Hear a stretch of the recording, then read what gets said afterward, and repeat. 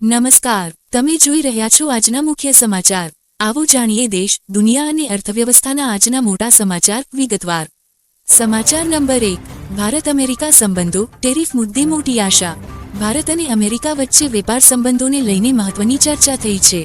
America તરફથી ભારત પર લાગુ કરવામાં આવેલા 25% આયાત શુલ્ક ઘટાડવા અથવા સંપૂર્ણ રીતે હટાવવાની શક્યતા વ્યક્ત કરવામાં આવી છે। જો આ નિર્ણય અમલમાં આવે તો ભારતીય ઉદ્યોગો માટે મોટી રાહત સાબિત થશે। ખાસ કરીને સ્ટીલ, એલ્યુમિનિયમ, ટેક્સટાઇલ અને મેન્યુફેક્ચરિંગ ક્ષેત્રને ફાયદો થશે। આ પગલું ભારત અમેરિકા વેપાર સંબંધોને વધુ મજબૂત બનાવી શકે છે। સમાચાર નંબર 2, H-1B વિઝા મુદ્દે ભારતીયોને મોટો ઝટકો। અમેરિકામાં નોકરી કરતા અને કરવાની ઈચ્છા ધરાવતા ભારતીયો માટે ચિંતાજનક સમાચાર સામે આવ્યા છે। H-1B વિઝા સ્ટેમ્પિંગ માટે ભારતના US દૂતાવાસોમાં ઇન્ટરવ્યૂ તારીખો હવે 2027 સુધી આગળ ધકેલાઈ રહી છે।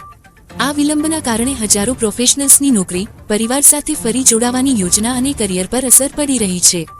સરકાર તરફથી આ મુદ્દે કૂટનીતિક સ્તરે વાતચીત ચાલી રહી છે। સમાચાર નંબર 3, સોના ચાંદીના ભાવમાં ભારે ઉછાળો।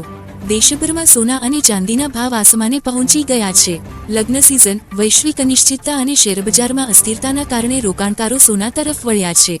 નિષ્ણાતોનું કહેવું છે કે આવનારા દિવસોમાં પણ સોનાના ભાવ મજબૂત રહી શકે છે। સામાન્ય ગ્રાહકો માટે દાગીના ખરીદવા મોંઘા બન્યા છે। સમાચાર નંબર 4, કાશ્મીરમાં ભારે બરફબારી। જમ્મુ કાશ્મીરના અનેક વિસ્તારોમાં ભારે હિમવર્ષા થઈ છે। શ્રીનગર જમ્મુ નેશનલ હાઈવે સતત બંધ છે, જેના કારણે જનજીવન અસ્તવ્યસ્ત બન્યું છે। શાળાઓ બંધ કરવામાં આવી છે અને જરૂરી સેવાઓ માટે સેનાની મદદ લેવામાં આવી રહી છે। પ્રશાસને લોકોને અનાવશ્યક મુસાફરી ટાળવાની અપીલ કરી છે। સમાચાર નંબર 5, ગાઝા સંઘર્ષ, માનવતાવાદી સંકટ ઊંડું। ગાઝા પટ્ટીમાં પરિસ્થિતિ વધુ ગંભીર બની છે। નાગરિક વિસ્તારોને થયેલા નુકસાન અને લોકોના મૃત્યુને લઈને આંતરરાષ્ટ્રીય સમુદાય ચિંતિત છે। અમેરિકા અને અન્ય દેશો યુદ્ધવિરામ અને માનવતાવાદી સહાય માટે ચર્ચા કરી રહ્યા છે। પરિસ્થિતિ પર વિશ્વની નજર ટકેલી છે। સમાચાર નંબર 6, ચીનમાં ટોચના સૈન્ય અધિકારીઓ સામે તપાસ। ચીનમાં 2 મોટા સૈન્ય અધિકારીઓ સામે ગંભીર આરોપો હેઠળ તપાસ શરૂ કરવામાં આવી છે। આ ઘટના ચીનની સેનામાં આંતરિક અસંતોષ અને શિસ્ત અંગે પ્રશ્નો ઊભા કરે છે। વિશ્લેષકો માને છે કે આ તપાસ ચીનની રાજકીય વ્યવસ્થામાં મોટા ફેરફારોનો સંકેત આપી શકે છે। સમાચાર નંબર 7, ભારતીય રૂપિયો દબાણમાં। ડોલર સામે ભારતીય રૂપિયો નબળો પડતો જોવા મળ્યો છે। આ કારણે આયાતી વસ્તુઓ મોંઘી બનવાની શક્યતા છે। રિઝર્વ બેંક પરિસ્થિતિ પર નજર રાખી રહી છે અને જરૂર પડે તો હસ્તક્ષેપ કરી શકે છે। સમાચાર નંબર 8, પ્રજાસત્તાક દિવસ પૂર્વે સુરક્ષા વ્યવસ્થા કડક। 26 જાન્યુઆરીના પ્રજાસત્તાક દિવસને લઈને દેશભરમાં સુરક્ષા વ્યવસ્થા કડક કરવામાં આવી છે। દિલ્હી સહિત મોટા શહેરોમાં હાઈ એલર્ટ જાહેર છે। પરેડ, જાહેર કાર્યક્રમો અને મહત્વના સ્થળો પર વિશેષ સુરક્ષા ગોઠવાઈ છે।